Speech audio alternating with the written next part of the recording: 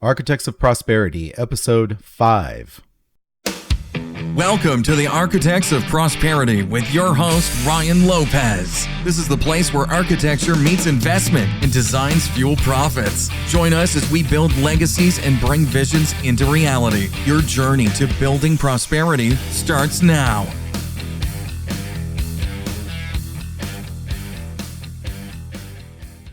Welcome to Architects of Prosperity. My name is Ryan Lopez. I am your host. Today we have Evan Brown on the show. Evan worked at a print company by day, hustling real estate with his wife, Angela, at night. They became full-time investors in 2015, completing 100 plus successful deals, adding 30 plus rental units and launching sircashdeals.com. As a longtime IEREIC member, Evan shares his wealth of experience mentoring aspiring investors on their path to financial independence. Whether it's providing guidance on market trends or deal-making secrets, Evan is dedicated to helping others break free from the rat race and achieving FIRE. All right, Evan, welcome to the show. Thank you. Hey, before you start, let me correct one thing. I always want people to know, Sir Cash, after Richard came on board and we partnered up, we collaborated and created Sir Cash. And so it's something that anytime we talk about Sir Cash, I want to give credit where it's due, because what we did since he had partnered up, we couldn't have done it without him. And so between the hive mind, so to speak, and so we're extremely proud of our son and what he's accomplished on his own and what we accomplished together. So I'm eternally grateful to him. Anyway, I just had to say that. Oh, absolutely. Don't realize that Sir Cash wouldn't have come about without his involvement. And so anyway, just never overlook those partnerships and collaboration ever. Like, you got to look at those. Yeah. He's a badass, and we will have him on the show eventually, but he's very busy. Yeah. So yeah, he's got a lot on his plate. Now, before we move on, I wanted to just, when we talked about at the end of the intro, I said that you're helping people achieve FIRE. And I think we want to make sure people understand what that means. It's actually an acronym, stands for, go ahead. Well, most people understand FIRE from, there was a FIRE movement that you hear about that was financial independence, retire early, or something of that nature. And it was so broad that Richard actually, he really focused in he really came up with it about the financial independence through real estate. And specifically that way, which also includes notes and things like that, creative financing, not just, even if it's not on real estate, it might be on a mobile home or something, but anything related to that. So with that, that was something that we want to focus on. And then it's funny, when we were talking about it, he mentioned that he was talking to someone else. Another guy we know, I think it was Mark. Anyway, one of the other, someone we know, and they said, well, I thought all RIAs do that, right? And we're like, not that we've seen, they all talk about it in general, like, oh, let's do this, and everyone's doing real estate, but really not so much the next step of really focusing it in and creating a plan and moving forward towards financial independence of real estate. It's really about someone would be teaching deals, et cetera, but it really wasn't a community like what we have at the IEREIC. And so that was one of the differences. So he really decided that financial independence through real estate and focus and home in on that, and then build your tribe and all that. So that's a different, I think that's on a whole nother level that I haven't seen in any other RIA. I've seen some good RIAs, but so really financial independence through real estate. So I have friends that are like, hey, you should do some crypto and you should do that. I'm like, great. You want to take some money and throw in, dabble, okay. Yeah. But we're all in real estate, and one way or the other. So, but that's really what's worked for us. And so everything with that is working towards your goals and figuring those out, and then utilizing it and how real estate can enrich you, because it may have changed the last so many years with crypto and still in the stock market. But last I knew, more wealth was still created from real estate than any other source. That could be debatable these days with certain things these last, say, 5, 10 years, but it's still been a tried and true way to go. 100%. Let me ask Wayne. The other thing, real quick, about FIRE that a lot of people hear is that the financial independence, retire early, is stop the spending, watch what you spend, focus way down, scrimp, save, almost scarcity mindset. This is a huge point. Scarcity mindset, and just get by. And the Robert Kiyosaki idea was, no, figure out what you need to survive, add some, and then go figure out assets to increase that. And then we take that from other local real estate investors, like the Mike Cantu, or some of the guys back east, John Schaub, or Peter Fortunato, Bill Cook, is they create the assets that will actually pay for your lifestyle.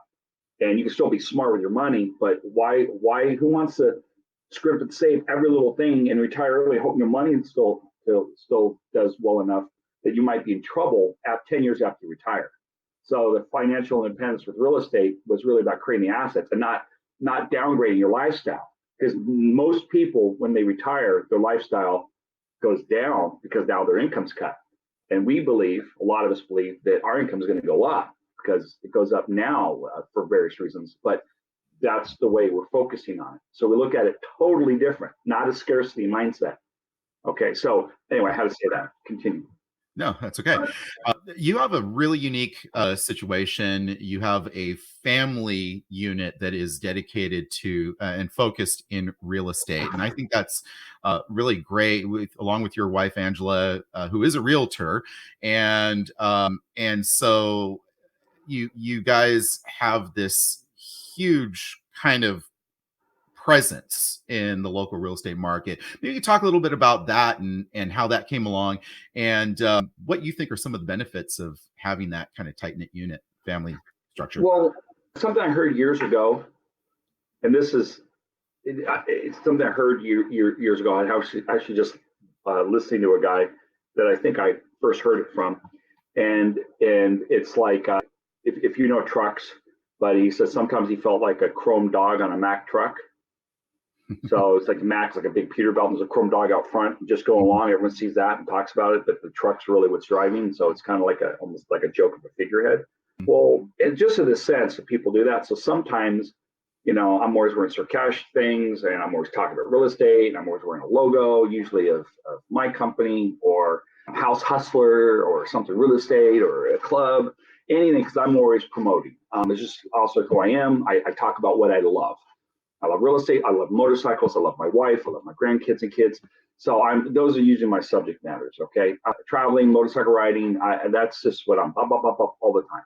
So the driving force behind this, like I may send I do the general direction of the company and what we want to do, but my wife was the one that was making sure all the little details and nitty-gritties get done, that all the investors get paid. We have a lot of investors, a lot of money out, and we make sure all that functions. And Richard had always also been, we were collaborating on a lot of things, but also on the background, he was able to have systems, and from his other experience, he was able to clean up a lot of the back end and do a lot of stuff, say, with IT and technology, and create that so it's easier to track.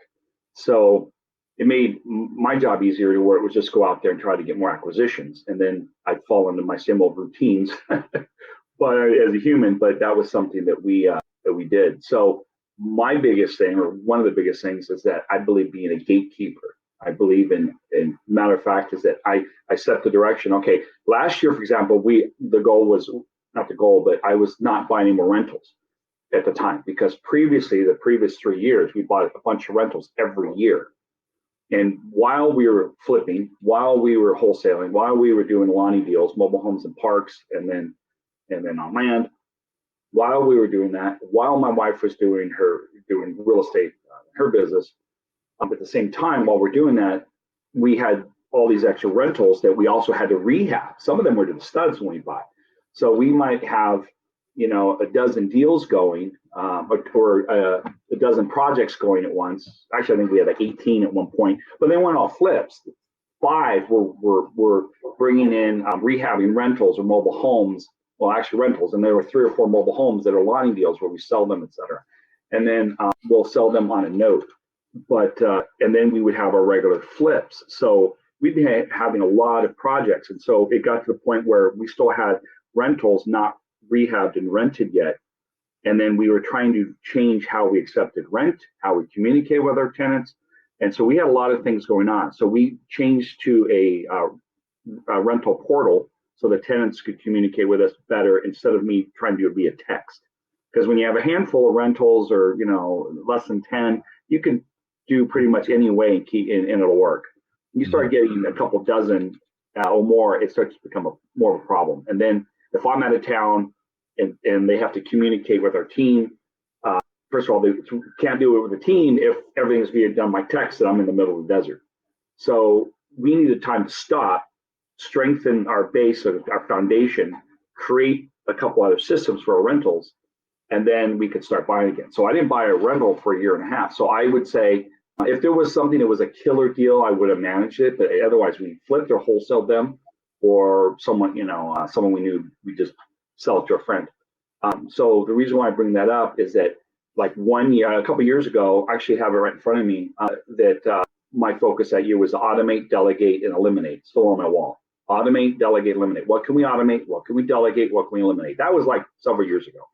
Also, another year was building width versus building depth. And I call it, in other words, I was getting more and more deals, but then there's chaos underneath all that. Versus, you know what, let's strengthen our rentals. Let's make them on solid foundation. Let's take care of maybe delay maintenance in some of those rentals. And at the same time, while we're doing our deals, not just focusing on getting the big paychecks and then ignoring the rentals. And there was a time that was kind of going on. So I had rentals that had delay maintenance and there were some problems, and I would like another dog would show up somewhere. Like Richard talked last night on how to avoid certain things. I was like, yeah, that's happened to me. That's happened to me, because he was talking about how to screen a good tenant. And he does a lot of things far more organized than we ever did.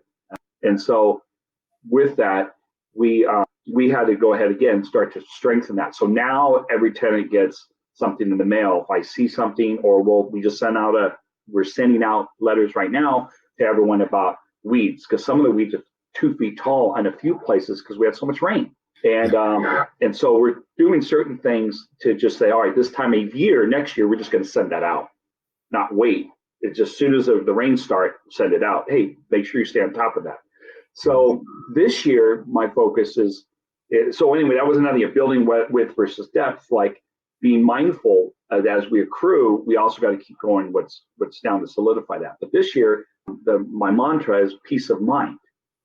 So I want to do things that make more sense to us as a family than just make more money, although money's nice, but money is time. And my wife's mantra, she came up with one of being balanced, work-life balance, grandchildren life balance. She's on a trip with her sisters in New York right now. So it becomes more about that balance that we're trying to do, which goes back to that. So with all that, what I'm saying is that I will set the direction of the year. Okay, I decided I'm not going to really do too many more Lonnie deals. A Lonnie deal, for those of you that don't know, is a deal where we literally will come in and purchase, say, a mobile home in this case, and you can buy it, let's say, for 25. Maybe you can buy and rehab it for 25 grand, and you can sell it on a note for $60,000.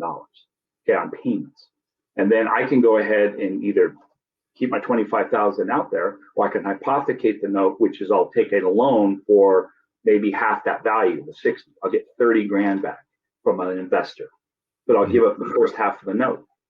Okay, all right, say it's a 10-year note. I'll give up the first 5 years of that to another investor, to a friend of mine, to make a nice return. So you as the investor gets a nice return. I get 30,000 back. I only spent 25, so I'm 5 grand ahead. I sell it on a note to invest to a home buyer and get 5 grand down. So I'm 10,000 ahead. Now I wait 5 years and I get 5 years of a note with no money in the deal. And I might make another with interest $45,000. So I make $55,000 with no money in the deal. So I actually did a bunch of those. And I'm decided that I'm cutting way back on doing those. I'm going to just do the ones that interest me or in an area that I want to work in, and I will wholesale or bring a partner in, because I want that more peace of mind. focus on my rentals, wholesale flips, and educating others, because I really want to do that this year, help a lot of people. I'm working on a deal with another member right now that we'll talk. We stand to make some substantial money that we're really excited about as soon as it closes, another week. Fantastic. The Lonnie deal that you're talking about is named after the person who developed it, the author of Deals on Wheels, which unfortunately for some reason is now out of print. I'm not sure why. Maybe you have some insights on that. My understanding that Andy Teasley is the one who know a lot more about it, but you could Google it. But yeah, my understanding it's been out of print for a while. It's just you could find other people have the books that were selling theirs. We own several copies, but that is, yeah, I didn't know if it was, I didn't think it was recently out of print. Maybe someone had, when I think about it, I think it was out of print for a while, and then someone else, they bought the rights. Geez, who was that? And then ran a bunch of them, and then that was out of print again, I think. But the point is, it's a damn good book, and I even need to reread it again. Well, I've been trying to find a copy of it. They're quite expensive when they're available. You should check with the check with the library at the club, and then ask her, hey, who's got that? I think there was a couple of books in the library, and say, hey, who's ever done? Finish reading it, return it, so someone else can read it. Very good. It's one of those things that in California specifically, it makes a lot of sense because of the affordable housing issues that we have here. And doing these types of deals is, if you know how to do them, very lucrative, as you were explaining. So I just kind of wanted to touch a little bit on that. We also spoke with, we had Andy Teasley on the show, and so he talked a little bit about that and what he does with mobile home, single lot mobile home parks.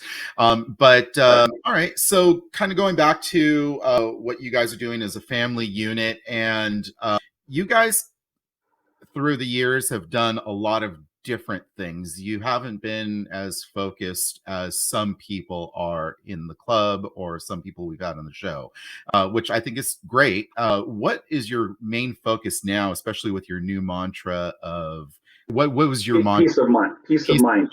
Yeah, so, that's this year, peace of mind. Yeah. Okay. So what's your new focus with the peace of mind mantra? Well, we've turned down, I explained this 2 months ago. I think I was at the fire center, and while I was up there, I mentioned that I just turned down, I was in front of 60, 80 people, something like that. And I said, yeah, we just turned down a deal. I just walked from a deal. It was a mobile home in the park, a family park. Could have been a good deal. Well, it was a good deal. And I just was like, no, because I could make some money. Wouldn't have been a lot. It would have been enough that a year ago I'd have done it, 2 years ago. But again, to the point of trying to solidify to make things better, to work less, and then to balance that. Because we can get so busy that we're running around, and if you're not running in the direction you want to run, then what are you doing? I'm at the point, everyone's different. Remember, you got dreamers, starters, estate builders, and enders. The dreamers really, thinking about one day I'm going to do something, and the people that started, they're actually doing something. Either did a deal, or talked to someone, opened their mouth, raised some money, drove for dollars, whatever. Okay. And then estate builders, people that are actively busy, actively building their business, their empire. Those that are doing that. And that can mean whatever that is for them. They're buying rentals, they're doing Lonnie deals, doing all the above. They might have even become an agent, and they're doing that to raise money, to wholesaling, flipping, whatever that is, or doing a short-term rentals. They're actively building it. Well, we're really on the backside of that, on the end of that estate building, really. I mean, an ender is really sharing others, with others, which we do, and could stop, which we could. It's just, you want more foundation, if you know what I mean. You want a little bit more. You don't want to be you want a little more cushion there, so to speak. So we have some other things we want to achieve first, and we don't ever see ourselves retiring because we like what we do too much, but work a lot less. Sure. So it goes back to, again, that work-life balance. For example, we did a Fire Fast class this year and last year, and one of the guys in it just came to us yesterday. He called me and he sent a text, and I spoke to him last night. Yeah, he was there last night, and he said he owns several rentals. He's always bought traditionally, and he just signed his first deal from Driving for Dollars 2 days ago. And he's opening escrow today on something. He's got a killer deal. Sounds like it's low 100,000. I don't know, like 110, 118, something like that, on a house worth about 300,000.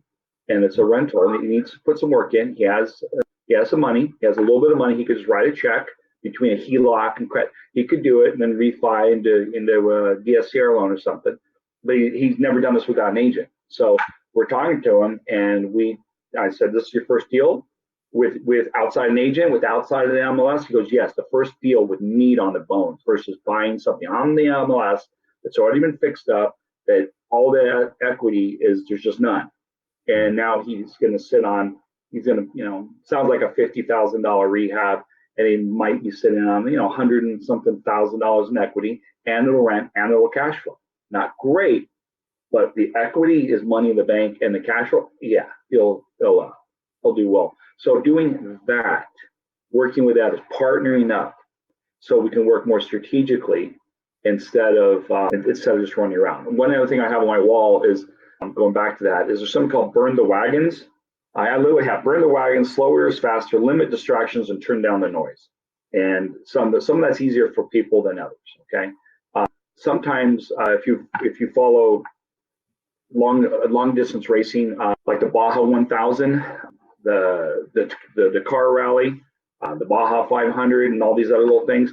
If you watch any of those documentaries, I've watched it many times, and I was watching one of the guys whisper. I think it's a guy named Ricky Johnson. I forget his name, doesn't matter. But a very former, like 7-time winner, is talking to a newer guy, and he's whispering in his ear, "Remember, slower is faster. Slower is faster. Slower is faster." So in the beginning, yeah, a lot of times we'll throw mud on the walls and see what's going on. Okay, what's sticky? Yes. Okay, I got something here. Work. And sometimes you can be around so much that all those leads that are still good, you might have to run down a little bit and double check that, dot that I, cross that T. Sometimes slowing down a little bit, taking it in a little bit more. You're going to understand a little bit more, and actually get further ahead than running around all the time.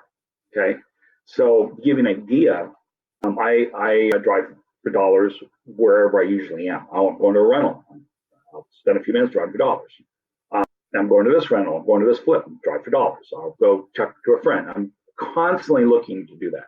And with Deal Machine, take a picture. It sends a postcard out. Fine, that's great. A lot of times lately, we'll then skip trace the really nasty houses that looks like something's really going on, or completely empty, or there's something more immediate, and we'll skip trace and call it. Okay, which I've done recently. The issue with it is that there's some that I've driven by for 3 years, and Deal Machine went out, and the mail came back, and no one's there. The house is empty. We were just doing one. It looks like the family owns it. Looks like the family. Everyone died except some, and there's some grandkids. And it looks like the check title. And it turned out that there was a notice of sale and then a rescission of sale. The bank said, "Nope, we're not going to take it." And then it's just sitting there. 5 years now, no one's paid taxes. Sitting there. Well, I've been running around doing the easy deals. That I was with someone from the fire center again in my car, and I looked at it and said, "See this deal right here?" I pulled up. This has gone nowhere. It means everyone else is probably giving up too. Chase this down. Let's do this together. And we're working on that. That was like 2 months ago, but she's chasing some things down. We were online the other day, downloading some stuff, tracking down the heirs, trying to find grandkids, because that's what we look at. Because the people that owned it would have been 100 years old, or in the hundreds. Kids would have been in the 70s and 80s, so grandkids of my age probably. So we're trying to track them, but we didn't know the names. We only know the name of 3 children. So we're looking for that. So the idea is, had I been doing a few less deals, running around a little less, maybe focus a little bit better, some of those things we could have maybe gone further a year ago, 2 years ago. And so there's a lot of things where you're just running easy pickings and we're leaving all this other. So sometimes slower is faster, not always. Sometimes you speed up and then slow back down. Sometimes you need to do it because you get, limit distractions, out of focus. Facebook's really easy to get on. Reddit. The difference is I can afford to be distracted to a point, right?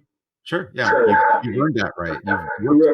Right. So it's a thing, but then turn down the noise. So the whole idea behind the burn the wagons is something from military history. During the Revolutionary War, the particular battle, particular campaign, just to give you an idea, the Americans were taking off. The Patriots, they were being chased by the British, and in 24 hours, the Americans had marched. It was like 100 miles. Okay, it was like 24 hours all through the night marching. Okay. And but the main thing is the British were really glad is that in 24 hours they marched like 80 miles, and then they found out the Americans had marched 100 miles. And they're like, "What the heck? How are we going to do this? How are we going to catch them?" So what they did is the British spent 4 days burning their wagons, burning their entire baggage train, lightening up to get quicker. So in other words, they got rid of their distractions, they got rid of their baggage, or made it smaller. So they stopped for 4 days. Now the Americans get far, and they slow down because they're not being chased as much. But they slow down. The British stop, do all this, and then speed up, catch up. Like a week later, they catch up to the Americans who were still running.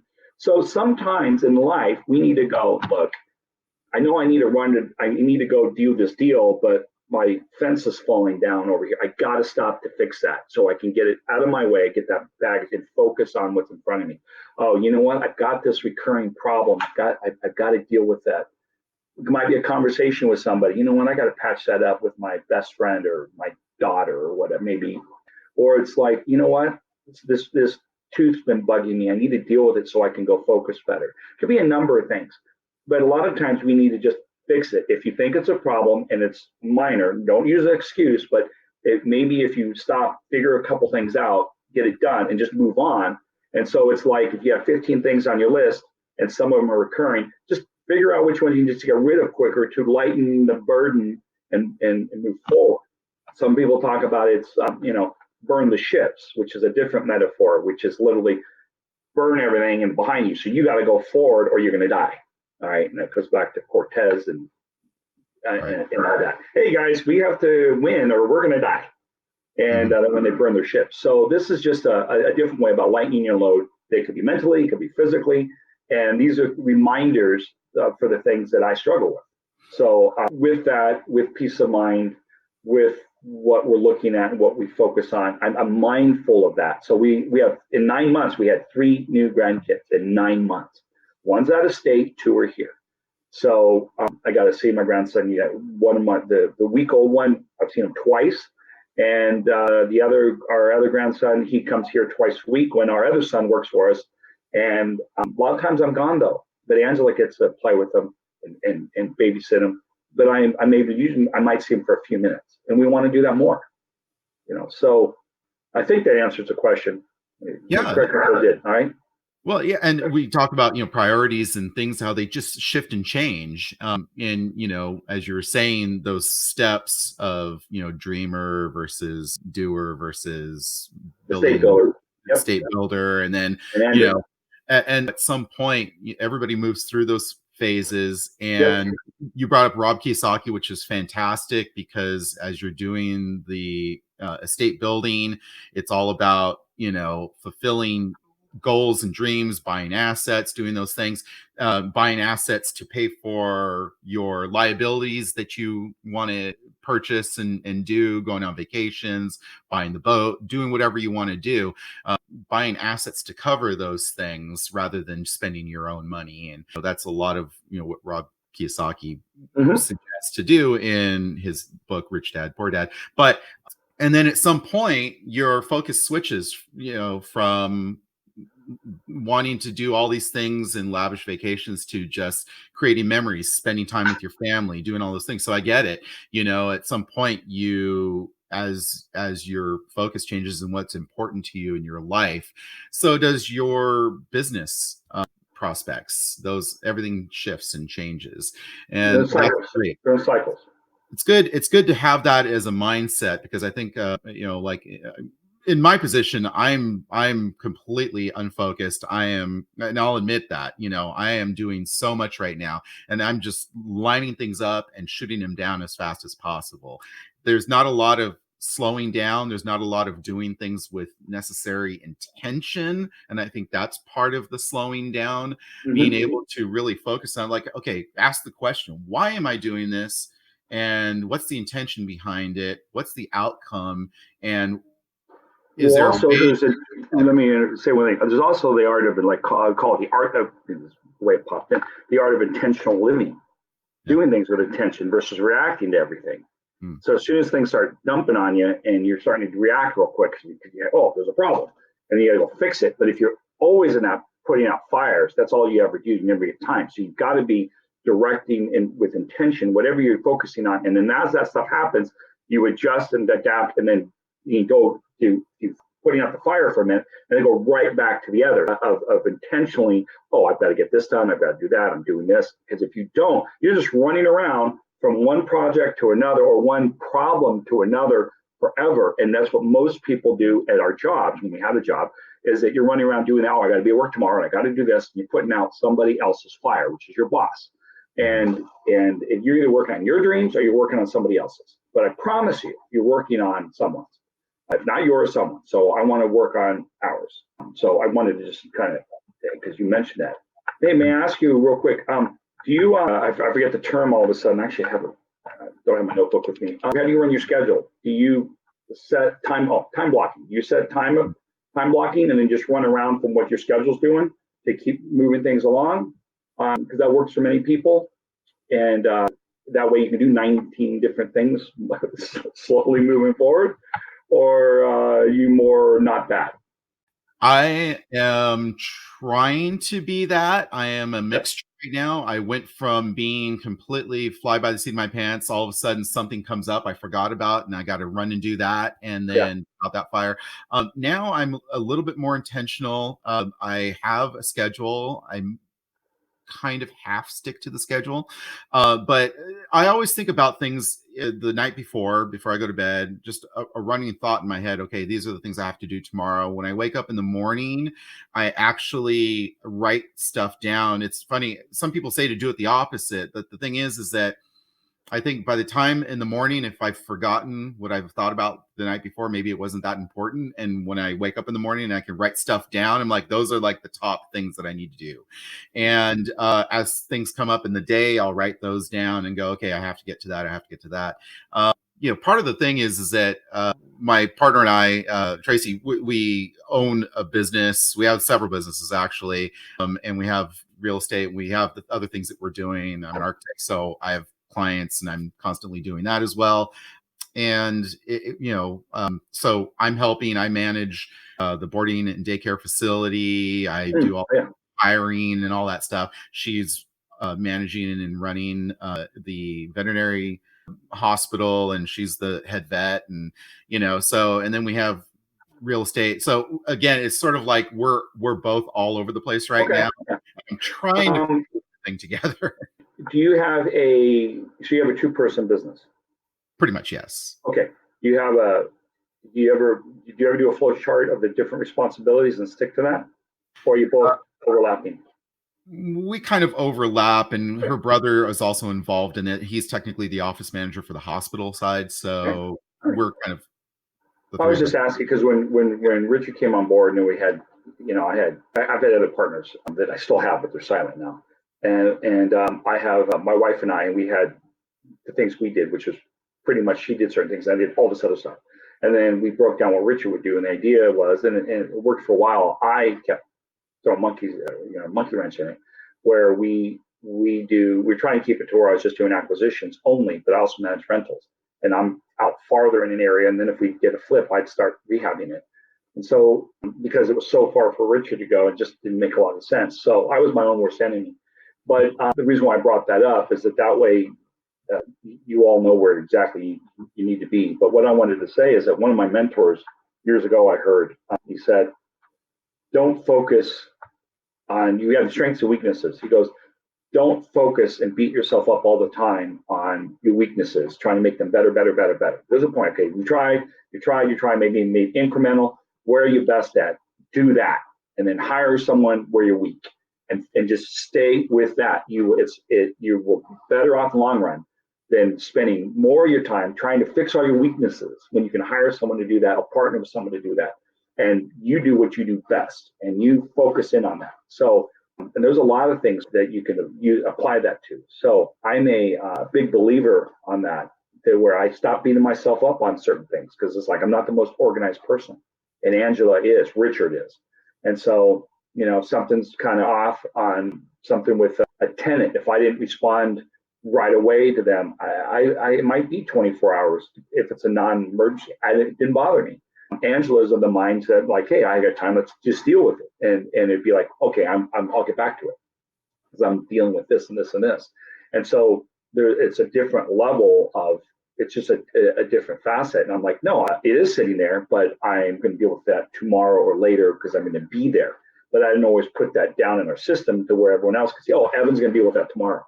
And that's something I work to be better at, and I'm far better in putting it in our communication system so everyone else has an idea. I am better at putting everything in Google Calendar tasks or an event, although I mix them up what they are. I don't remember I have this here as an event or a task, but the idea is so that I have it, and that's gone a big way. But my point is, I'm not going to beat myself. I did that for years. It's a waste of energy. It's what can I do to fix and then move on, and then do what I do best. And it goes down to a lot of things. I had a friend years ago that taught me something. He was a pressman. And we talked about some repair at the house. He goes, look, I'm a pressman. I make X amount of dollars. If the plumbing's bad at the house, I would rather just come and work extra hours and pay the guy that does what he does best. Let me do what I do best. I do this and this and this. I don't do that, that, and that. So instead of me trying to now become a poor plumber, let me just do what I do and then hire someone to do it. Instead of now spending all my time, because what's your commodity you value, time or money? When you don't have money, you don't have a lot of choice. You got to try to fix it, get a brother over, a friend, buy him pizza, and you have to. But later, you then decide, what's my time worth? Okay. I have a buddy of mine, a good friend of mine I ride a lot of motorcycles with, and I've noticed this because he brought it up about 6 months ago. He makes a good money working with a public utility. I mean, really good money. And but he spends a lot of it. He has some expenses, and he's almost the retirement. He has some motorcycles and RV, and he has a nice life. But he works his ass off. But he used to spend his weekends mowing his yard front and back. Instead of hiring someone for $100 a month, he would spend hours, and he makes like something like $100 an hour or something like that. It's a good wage. And so I'm like, so you're basically spending $1,000 to $1,500 a month of your time when you could hire a guy for $100 a month. And I just would say I wouldn't do that. And years ago, he hired someone to start doing that because his time, he realizes there's a dollar amount. So if he can wash his vehicles, he washes his vehicles. I will run mine through a drive-through and hire someone. I used to wash them, but so when you can't, it's one thing. But when you can, what do you value? I value my time more. I would rather sit back, watch a little Netflix, speak to one of my sons for an hour, hang out with my grandchild yesterday and talk to my daughter-in-law, or spend time throwing ball with my dogs, which we do every morning. Angela and I have coffee and we throw the ball through the house, and one of our dogs runs around to get it. And every morning we do that. I'd rather do that than be mowing the yard if I have a choice, right? Because one I enjoy and one I don't. So I do real estate and focus on things so that we can do that. Mm-hmm. And don't beat yourself up on those things. Just if you're having trouble, ask someone who's good at it. Ask them how, or have them show you, or hire someone, or partner with someone where you're weak. So if you're really good at getting things, but you're really bad on the rehab, well, partner with someone who's really good at rehab. If you have money but you have no time, find someone that has time and partner up with them. Find where you don't obsess on it and just beat yourself up. Stop that. It's not helping anybody. Right. And that's the mindset shift people got to get right. Yeah, it goes back to the Raw Kiyosaki thing again. It's like, if you're making $100 an hour or $1,000 an hour being a real estate entrepreneur, why would you spend the time painting the interior of a house, which is, maybe $50 an hour? So obviously you go from doing $1,000 an hour of work to being paying yourself $50 an hour just to save that money. But I'll tell you, it's funny. I grew up, I had a kind of a rich dad, poor dad situation myself. One of my dad's best friends is a monster real estate investor. I grew up listening to the stories all my life, and some like 150 some properties, and mostly like Alhambra and Monterey Park, and a lot of them are like multifamily. He has one 18-unit apartment building, so I mean, the guy's got tons and tons of property. And it's funny though, but he plays that game, at least in his younger years. He used to work for the county, and he always used to tell us he goes there to rest, because if he's got a full-time job, the tenants can't call him in whenever they need him right away. But he would mow his own lawns, he would do all his own plumbing, he would literally do all of those things to save that money, and he was constantly working. Now, that was a game he liked to play, and he enjoyed that. Anything that you just said, and that's a big difference. If you love to do that, I'd back off everything I just said on that. If you'd love to do that, if that's what you like to do, have at it, because then you're doing what you love. You'd rather do that than be at your job? Absolutely, go ahead. Yeah. And so he would do those things just to save a nickel. But I think now that he's getting older, it's transforming. And I think he's finally figuring out, like you are, and the end, or exit strategy, and starting to implement that. He's figuring out like, my family's getting, older, I want to spend more time with them, go on trips, do stuff like that. And so he's doing a lot more of that, and he's laid off quite a bit. But I mean, the guy's almost 80 now. So. Oh yeah. There's some people that just have there's a lot of people that have a massive amount of drive too. I just knew how to go to work, put my nose down and just work. And I discovered Kiyosaki like 30 years ago. He had just written Rich Dad, Poor Dad when I first saw him. He had literally just written, I think it was his first run of books, and I saw him, but I had a job. So it was all the information I learned from him was, like, I call it percolated. It just kind of sat there, and I was doing home-based businesses, network marketing, trying to do some other things. Then I looked at printing companies. Angela and I later looked at printing companies to buy. And we saw where that was going. I thought about opening a karate studio again, because I used to be a martial art instructor in a previous life. And so there was a lot of different things. So a lot of times what you're doing now pays off in the future. So again, you do what you do. When I left in 2015, in 2015, I was only making, I had got a pay cut in 2009, and I worked there 6 more years without getting my pay cut back, without my increase. I worked for 6 years without an increase. Okay. And so I was making in 2009, I was making $20 an hour, I think. And I'd been there 25. I'd been there, in 2008, 2009, I was making $20, $21 an hour. I'd been there years. I could have made more had I left, but it was somewhere. I met Angela there. She worked there. She made more than me there, even though I'd worked there longer. She was in like the front office sales, and I ran the production. But it was so comfortable and easy to just stay. And I looked around and had better offers, and I stayed because, I liked who I worked for. And until the owner, the entrepreneur, his name's Ron, a great boss. He owned the place. He owned the business. I learned a lot about entrepreneurship from him, a lot about sales from him. The guy was brilliant when it came to sales and advertising, and how to communicate and treat people, how to treat customers. And I learned a lot. And one of the things is that he started to back off from work a little a couple years after this. And I then started dealing with everyone but him. As in, he would only come in once a week, and then it became a different place. But the point is, in 2009, we got a pay cut, and I lost a couple dollars an hour. So we're going to making like $18 an hour, or something like that, which is what I was making like 5 years previously. So now it's 2010. I'm making what I made in like 2004, and now it's 2015. I was still making the same because I never went in to ask for the money. And the reason why is, and only a couple people had, and they want to say the company was struggling, which it was to a degree, but only in one way. The point, by then I was buying real estate in 2009. I bought my first rental, and I was making like $600 a month, $500 a month from the income, which is about a week, there's like 4 days of salary, a week of take home pay, whatever it was, right? And I went, oh, now I get paid for 5 weeks a month. Then 6 months later, as soon as I did that, I got the pay cut. And Angela got a pay cut. We lost like $1,500 a month in pay cuts, but I'm now $500 from a rental.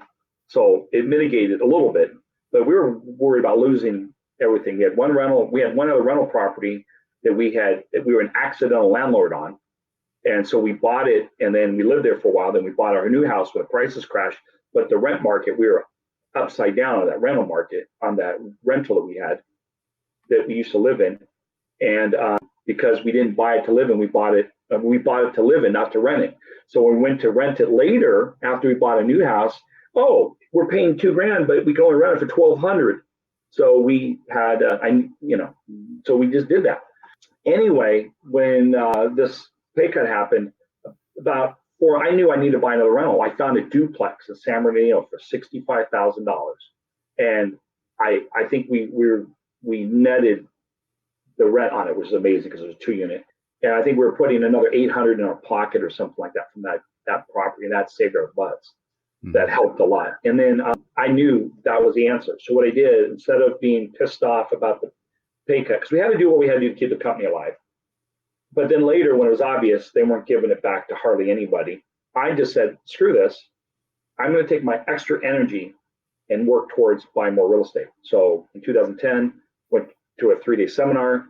One of the guys from TV at the time paid $1,500 for 3 days, dragged Angela there, the Riverside Convention Center, and learned about partnerships, how to raise money, and how to ask. Those are 3 things I learned, but mostly the partnerships and how to raise money, especially like in an IRA. That's the first time. So within a few months, I had gone to a buddy, and next, we had a company together that he funded. And then a little later, I created another company with another friend that we both put some money in. And I have both those partnerships today. So in 2010, so then I could, hey, you know what? Since I was a production manager, I could leave work early or take a 3-hour lunch if I had to. So I used that angst, that problem, to fuel what I was doing. And I told Angela, this is the answer. It's not the job. So we kept working on that, and I would put time buying multi-units. We eventually, in Old Town Victorville, owned like 15 to 20 doors.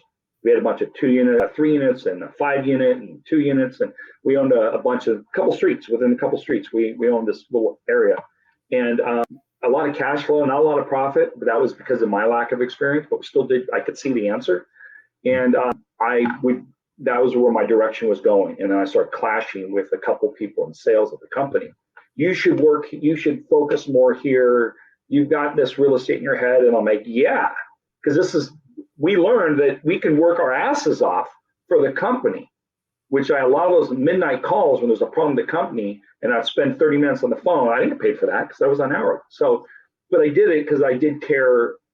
You get into this, I want to care and give to the company too, because we're providing a lifestyle, but I knew this was the answer, and I just kept doubling down on that and kept doing it. And one day we found that, I used to work like 50 hours a week, 50 to 80 hours a week, but eventually for a while there was like 50, 60 hours a week, plus our commute, and this much in real estate. And I just kept going, if I could drive an hour for my boss, I could drive an hour for me.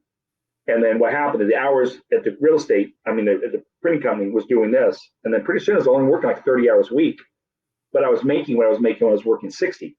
Okay. Mm-hmm. And I knew that. And so it got to be a point where between work and this, I hit a wall that I kept hitting for a while. And finally I had an argument at work with the main salesperson, let's call it that. They controlled like 70% of the income of the company. So that was the 800-pound gorilla. I was never going to win that fight. She'd been there longer than me. We were actually friends, but now that I had a Robert Kiyosaki mindset about life, and she had a 1950s attitude about life. Yeah. Work for the company, sweat, they'll take care of you, and you retire there. And I'm like, that's long gone. And we all got pay cuts. Didn't you see this? And so it came to the point where I got a deal. I was working on it, and I was going to leave to go close this deal that I may or not have, but I figured I was going to make 30 grand. It was going to be, I think that would have been that would have been one of my early wholesale deals. And what I did is I ended up pushing it and didn't go. I kept delaying the meeting that day and pushing it back an hour, like 3 times. So they ghosted me and I lost the deal. And I went, I just lost like 30 grand and I'm making how much? So I went to the boss the next day, to the owner, and it was a great feeling. I love this man. I still do. But I said, I cannot afford to work here anymore. I said, matter of fact, the bank account runs backward just standing here talking to you. All right. I go, I have to leave. I said, I can't, I just can't afford it. And then I told him, I should have been able to leave yesterday, but because of this stupid fight for no reason. So I gave 2 weeks. He asked me to stay a month. I did. And just so you know, by this time, the 2013 Angela became an agent because she saw that there were a lot of mistakes being made. And we thought, every time we had an escrow, she was pushing the escrows through. She's very detail oriented, very detail oriented. So what she did was she was a proofreader with one of her careers. So you have to be. And she's like, why are we paying them for all these mistakes and errors? And she did. So we thought, we'll make like 10 grand extra a year or 15, and she becomes an agent. Well, she became an agent on the side, started doing things, and then started doing some of our deals. And so I quit in January 15. She quit in April 15. And that company went belly up during COVID. And we made more money than we ever did during COVID. And my friend, the owners, they own the building by that time. So they're fine. They rent it out now for like $80,000 a month to some pharmaceutical company. So he's set. But my friend that was arguing with me, that said, take the company, she had to get a new job in her 60s. Mindset different. Who moved my cheese attitude. So you know what? You got to protect your family and know what you're doing. Do things with intention. Sometimes accept the lower wage. But the advantages were I could leave if I had to. I could take the day off if I had to, because I had a lot of leeway as long as I had someone to get the job done. And I had assistants at work that wanted the hours because they were hungry. I gave them the hours, and I went and they did their thing. And I just worked with the strengths that I had, and it worked out well. So I understand that I gave up something, but it worked out for me. And so I tell people that if you can do something for your boss, you should be willing to do 10 times that for yourself. Oh, that's fantastic. These are great stories. I mean, really what it comes down to is people learn through stories, allegory, whatever the case may be. And by hearing the details of your experience and how you got into real estate, and that really can strike a chord with our listeners and some of our listeners, and maybe not entice, but like inspire them to do something similar with their life and their career. And I think that's fantastic. I think if we can sum up our entire conversation, it would be along the lines of slowing down, doing things with intention, and the mindfulness of having those goals and understanding where in the process you are from dream to end. And I think that if people thought about it along those lines, they can really develop a career for themselves and essentially design a career for themselves in pretty much anything, not just real estate, if they had those things in mind. Because I think a lot of people see an end goal and they don't know how to take it from the beginning dream phase through everything else. And they don't know that where they're at in those phases either. So that goes back to just throwing things on the wall. A lot of people do that and never stop, and they need to stop and figure that out. What's working? Where should they put their time? And things like that. So I would say, let me just point something out for those people that are still trying to figure that part out. You'll hear me say, anyone knows me in real estate knows that I say, ready, fire, aim a lot, especially in the beginning, ready, fire, aim.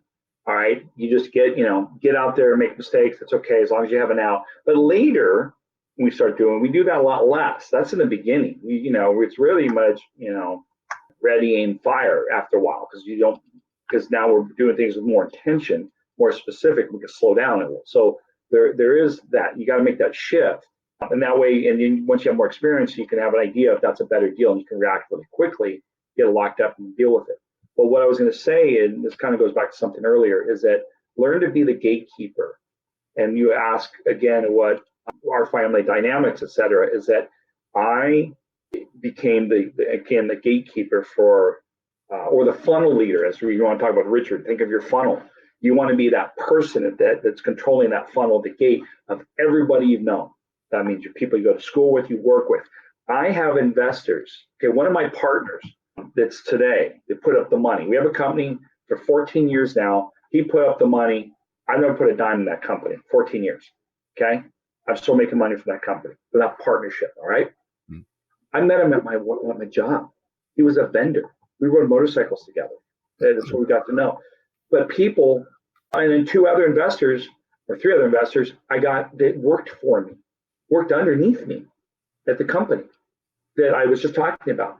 They saw what I was doing, and they found out some of them had money, and they landed. They heard me talking, and guess what? They still invest with me. 15 years, 14 years later.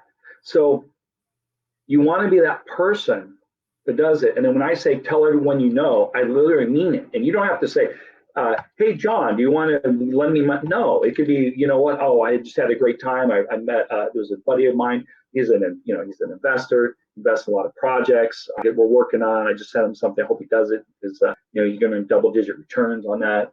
And if someone's even remotely interested, they will, what? And then have that conversation. So you can be doing that as you're telling the story or talking about something by tweaking some things and throwing these lines out. And there you go, without asking. Right. And then the idea is, go ahead. Yeah, just like planting those seeds. Right. And so with that is that you want everyone to know to go to you first, and then you can decide what you're doing with it. Am I going to wholesale? I'm going to keep it, et cetera. Because you also need to identify, do I want piles of cash or I want cash flow? In the beginning, what I knew really was Kiyosaki and about cash flow. So I was buying rentals. Well, I have a job. I just need to buy rentals. As soon as I bought one, though, I ran out of money. So I had to figure out how to make more money and then buy another rental. And then, oops, I'm out of money again. Oh, I learned how to raise money now. So I raised money and then bought some things. Guess what? Ran out of money again. So raising capital becomes the main thing. And the other thing is identify, really, you want to, wherever I'm at is where I wanted to invest. Wherever I went is where I want to invest. In other words, I went to a friend's house and I'm going to go there occasionally. I'm driving for dollars in that area. I'm doing a marketing campaign in that area. And I went to the lower price areas that were within an hour from my house. And that's what I did. And then you do that, pick a farm of an area and work and get deep and get to know the properties, the values in that area so you can react fast. Richard talked about that. Oh, I just know what's going on in my rental market. He knows the prices. He doesn't have to think about it because he learned. So understand you want to be the person that calls you, that calls you. You want to be the one everyone calls. And then it goes back to people who went to school with, the people went to college with, your job. Don't be a silent investor and don't be afraid, because most people pucker up and don't want to tell their coworker what they're doing. Unless there's a company policy about saying you can't, then you can just tell stories.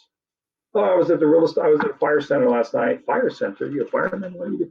Oh no, financial independence or real estate. Yeah, I'm just a member there and I work with, or wear a shirt like this.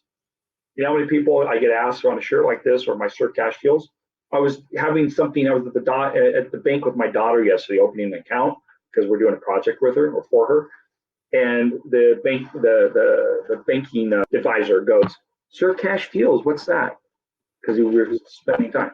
And then you're like, "Oh, I'm a real estate investor." By the time I was done, he knew what I did. He had my business card, and that's what I do, and never stop. Excellent. Well, with that, we like to cap off every show with a couple of quick fire rounds. One is the quick tip corner. What's a good tip that you can think of to give people starting off in real estate, and kind of explain why you would suggest that they do that? First of all, it comes down, okay, as you know, our son Richard runs the fire center, and he runs on the fourth Wednesdays a focus group on mindset. Mindset is everything. A lot of people just don't buy it. It is everything. And whether you think you can or whether you think you can't, you're right. So you need to get around like-minded people. So join a local REIA or join a local Phoebe group, or in the real Inland Empire Real Estate Investment Club is a REIA type group. It's investors, for investors, by investors, type that. It's very similar to Phoebe. So we're on the same. It's a community. You know this.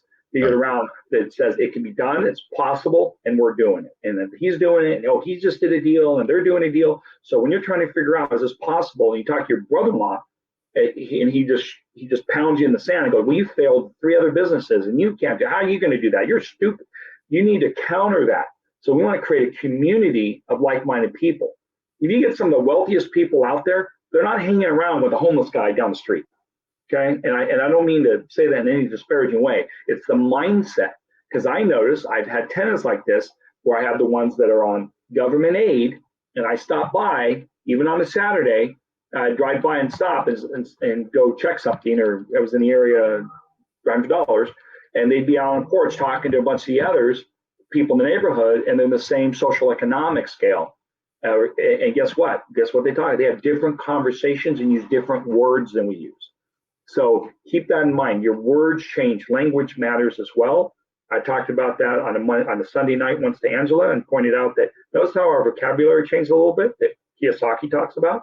We're not talking about vacation time, clocking in, getting approval, asking for a raise, or asking for time off, or dealing with machine breakdowns. Our commute, all those things really are gone. Now it's raising capital.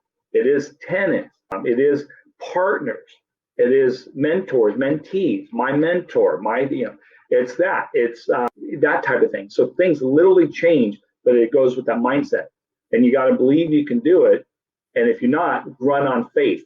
So ready, fire, aim in the beginning. Get around a good community of people. That's why the IEREIC.org is a game changer to be around that. And most groups just have like 1 or 2 events a month, and we have like a dozen. So get around as much as you need to learn, but at the same time, it's going to change that mindset. Read Robert Kiyosaki, Rich Dad Poor Dad, or read Retire Young, Retire Rich by Robert Kiyosaki, which is a great book. It really tweaked my thinking even more. And John Shams, Building Wealth One House at a Time. And Corey Peterson has a book, Copy Your Way to Success. Someone's probably already done it.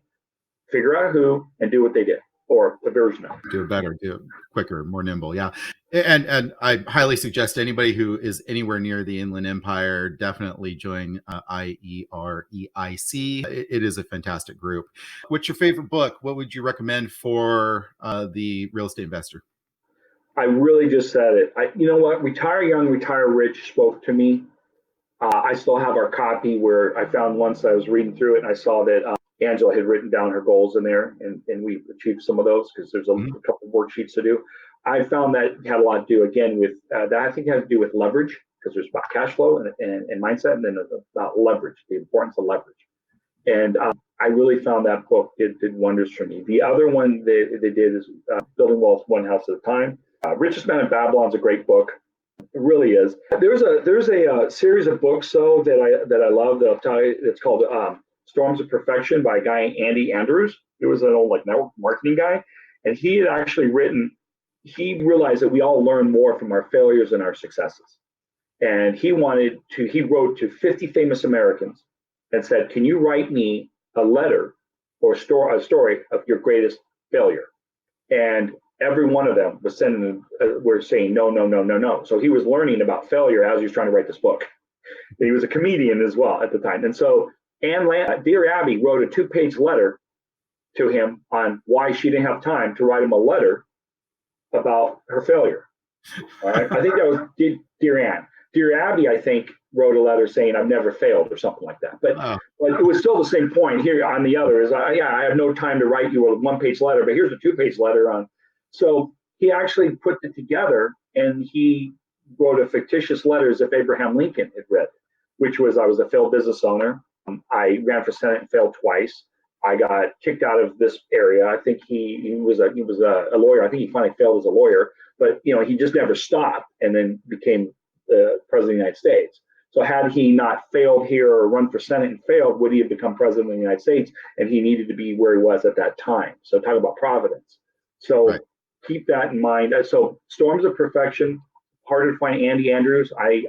There's several versions of it. And it's people from, it's like, think of the greatest actors, producers, baseball people, athletes, talking about how they overcame objections because it overcame a failure, or how their failure became one of their greatest things that happened. If you guys know Friends, Jennifer Aniston got signed on this other show that was going to go nowhere. They ended up going nowhere, and she ended up getting fired. And had she not got canceled on that, she wouldn't have been able to sign up for Friends and do it. Same thing happened to Lisa Kudrow, which so these two failures that they were devastated over, if they had gone forward on these other abysmal shows, guess what? They never would have achieved what they did later as actors. So sometimes your failures are your greatest learning things, and they set you up for something better. And we got to always remember that, and it's extremely hard to do that, to understand that. But if you really see it, it can be a good thing. So again, failure is never permanent until you stop. That's what they say. When one door closes, another one opens. Right. So last but not least, Investor's Toolbox. What is your favorite investment tool, either online or whatever the case may be? What do you use the most and why? Great question. There's a couple different ways to look at it. Deal Machine is one. Deal Machine, absolutely. Even though lately, just Deal Machine's great. You can set it up in the back end, take a photo, postcard automatically goes, saves your route. You can create a route. That's just awesome. That's one. PropStream, I really enjoy. I really do. I've had Property Radar, and I can't even think of Rebo Gateway, and all these other things. PropStream has its use too for skip tracing, pulling lists, etc. I really find that works. Slack is a game changer once you have multiple things going on. Being able to communicate, again, Slack's something Richard brought on. It's like a basic communication tool. It's like a big board with Post-it notes. Imagine a board behind me with nothing but Post-it notes all behind me, everywhere. And someone going, no, let me do this, and then, all right, I did this, and so everyone else can see it. So you can communicate with your contractors and the other people on your team and your VAs, etc.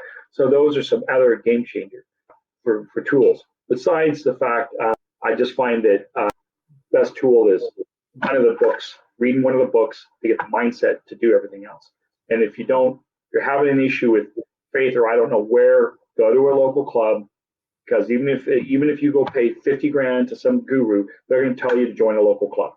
Mm-hmm. So they're going to point you in our direction anyway, and you don't need to spend 50 grand to learn, So keep that in mind. So there. All right. So just as we take this out, why don't you let people know where they can find you, get a hold of you, and some things anything that you want to advertise that you're doing in the near future? Yeah, a couple things. First of all, you can reach me at Evan, EVAN, at sellthyhouse.com. And so that's the thing. My thing right now is I'm constantly letting everyone know that the main thing is, if you have something and you don't know what you have, like I have a friend that's in trouble, give me a call. You see an empty house and you don't know what to do with it, give me a call. You're in a deal that's going south fast, give me a call. I'll either try to point you in the right direction, give you a little bit of, give you my thoughts anyway. Maybe I know someone that can help, might be able to point you into a deal. But we're doing things like with probates now, and stopping auctions and hiring attorneys and opening a probate. We're buying the rights to a family so that we can open probate. So it's really any real estate problem, anything related. Should I take a HELOC on my home versus selling my house and start doing real estate? Is that a good or bad? I'm not an attorney, I'm not a tax person. I can tell you what I would do in a similar type situation, or if I think this is good or bad, and give you some options and tell you how I see it. And then maybe we can do a deal together, because I'm really, my goal this year, one of the goals is I really want to help 10 people really make six figures this year. And it's something I really want to do. So it's something that I'm doing, that I'm willing to mentor you on. I'm going to say, come to the club, IEREIC.org, and buy me lunch at Chipotle. We'll talk. And I can tell you that. So we're looking at mobile homes on land, mobile homes at parks, something that could be a good rental, anything that's distressed. I don't care what it is. If you have a challenge and you're not really sure what to do, just give me a call, message me, and I'll either point you to someone that can help, or I'll give them my shot what I can do. Same thing if you have You're not happy with the stock market. You're tired of this and this and this and this and this and this, right? You want just a nice steady double-digit return backed by real estate. Give me a call, and I'll see what I can do to help. And we could talk about that too. Fantastic. Thank you so much, Evan Brown, for being on the show. And like I always tell everybody, we love repeat guests. So if you ever want to be back on the show, I would love to have you back on, and we can talk about other real estate related topics. All right. Well, have a great day. You too. Take care. All right. See you. Okay. Bye. Thank you so much for listening to Architects of Prosperity with your host, Ryan Lopez. For more great content and to stay up to date, visit reijunction.com, and we'll catch you on the next episode of Architects of Prosperity.